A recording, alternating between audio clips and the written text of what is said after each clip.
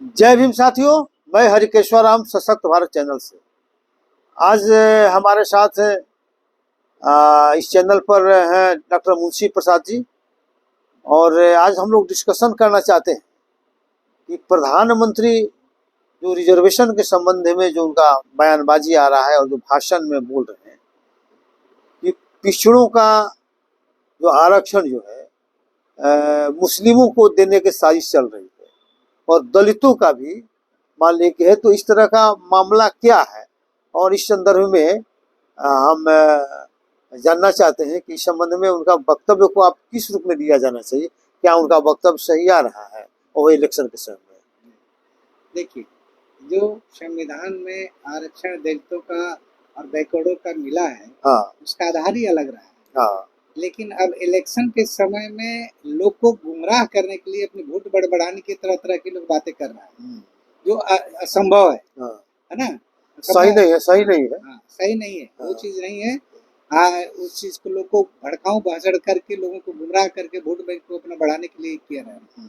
इसलिए कि जो आधार है एक्चुअल में रिजर्वेशन का, वो दूसरा रहा है ना। तो वो जो है धर्म के आधार पर तो होता नहीं है।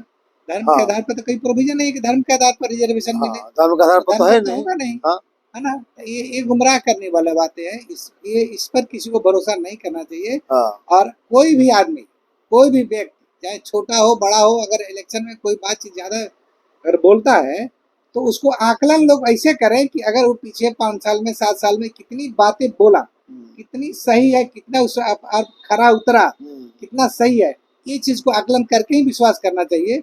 ये नहीं कि रूमर फैल गया तो उस हिसाब से नहीं, पर प्रधानमंत्री ने ये कहा कि कर्नाटक में चूंकि अभी कांग्रेस की सरकार है, तो उन्होंने आगे सबसे पहले उन्होंने मुस्लिमों को अलग से रिजर्वेशन देने का प्रावधान किया, ठीक है, लेकिन वो कोर्ट से खारिज हो गया।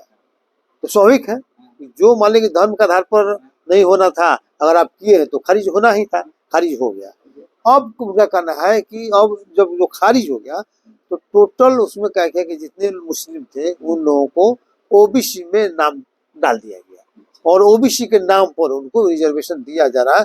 जो जो हिंदू के ओबीसी है उन्हीं के हित को छीनने के लिए सब किया जा रहा है, ऐसा उनको कहना है। तो लेकिन सवाल ये पैदा होता है कि भाई ओबीसी सिर्फ हिंदू थोड़े हैं, धर्म के आधार पर ओबीसी का लिस्ट नहीं न है, धर्म के आधार पर मान लीजिए बैकवर्ड का लिस्ट नहीं न है, धर्म के आधार पर तो मुस्लिम सिख हिंदू सब आवेगा उसमें।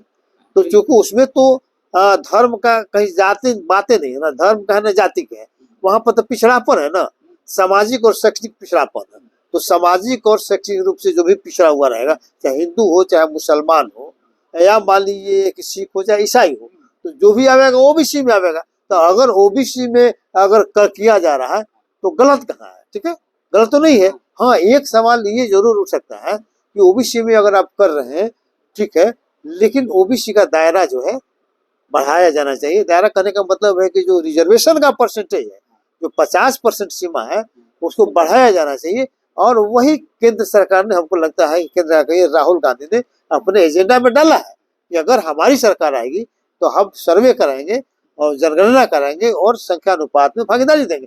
हमको लगता है कि इसी से भड़की हुई है बीजेपी। इनको लग रहा है कि मेरा मान लीजिए जो है ना राजनीति फेल हो जाएगा, तो इसीलिए मान लीजिए कि बोल रहे हो। यहाँ ठीक है। हाँ, यहाँ जो बात है जैसे बिहार में, हाँ, आपका आंकड़ा इकट्ठा कर करके, हाँ, हाँ, और दायरा बढ़ाया गया। हाँ, तो दायरा बढ़ाया गया और पॉपुलेशन आया, हाँ, तो उसमें 65% दिया, सब मिला के 75% आरक्षण मिला। हाँ, तो उसमें भी वहाँ भी बढ़ाया जा सकता है। हाँ, तो यहाँ भी हिंदू भी है मुस्लिम भी है ना, बैकवर्ड में तो हिंदू मुस्लिम पहले से है, तो बिहार के बारे में उनको चर्चा करना चाहिए था। तो बिहार में है तो बिहार के बारे में इसलिए नहीं कि बिहार में उसका एनडीए है, चर्चा कर रहे हैं कर्नाटक में, मतलब लोगों को ये गुमराह करने वाला बात है। ठीक है, चीज है कि जहाँ नहीं, हाँ, जो सही चीज जहाँ हो रहा नहीं, हाँ, ये कहा नहीं करें कि बिहार में अच्छा हुआ, इतना हो रहा है, हाँ, इस टाइप पे और भी होना चाहिए, हम करेंगे, हाँ, हम भी देंगे, हाँ, तो भी देंगे। तो चूंकि उनको भय है ना।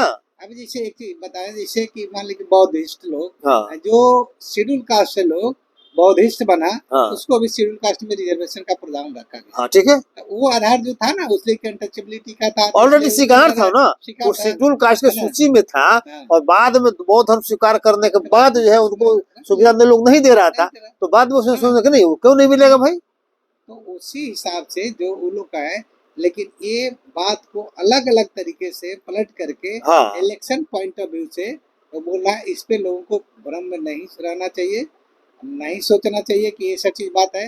जो भी अगर है तो फैक्ट जो सही तरीके से रहे, ये पॉलिटिकल स्टैंड है, इससे ज्यादा कुछ हाँ, तो इसलिए चूंकि हम लोग को सही बात को अवगत चूंकि करा देना था हाँ। आप लोगों को, ये सही बात को लोग समझिए, इसमें गलतफहमी में रहने की जरूरत नहीं है, और क्लियर कट दिमाग में रहने की जरूरत है कि नहीं। हम तो कहते हैं कि जो भी बड़े बड़े लोग हैं, हाँ उन लोगों को, मैं व्यक्तिगत रूप से किसी का नाम नहीं लेना चाहता हूँ, लेकिन अगर 5 आदमी का, 10 आदमी का आप तुलना कीजिए कि पिछले 5 साल, शायद 10 साल में कितना चीज को प्रोमिस को किया हाँ और कितना किया, कितना अपने डेवलपमेंट की बात करता है, और कितने खाली किसी को क्रिटिसिज्म मिले है।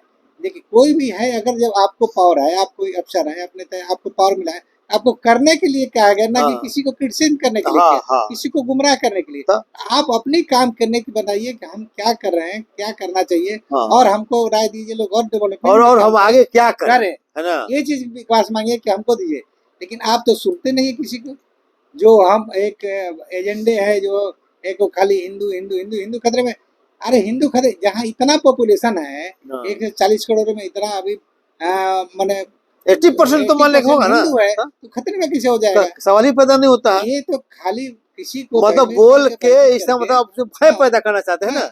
भयभीत करना चाहते हैं, भयभीत करके अभी तो वोट देखिए, लेना चाहते हैं। अभी तो बहुत जगह ऐसे होती है कि हिंदू में शेड्यूल कास्ट को लोग कहता है कि हिंदू शेड्यूल कास्ट है। हाँ। अभी भी इतनी उस पे बहुत जगह इतना अत्याचार हो रहा है, उसको बेइज्जत किया जाता है, उसको गोली मार दिया जाता है, उसको पानी पीने के कुछ कुछ लेकर के जिंदा जला के, औरतों को जला कर, हाथ में जला कर फेंक दिया जाता है।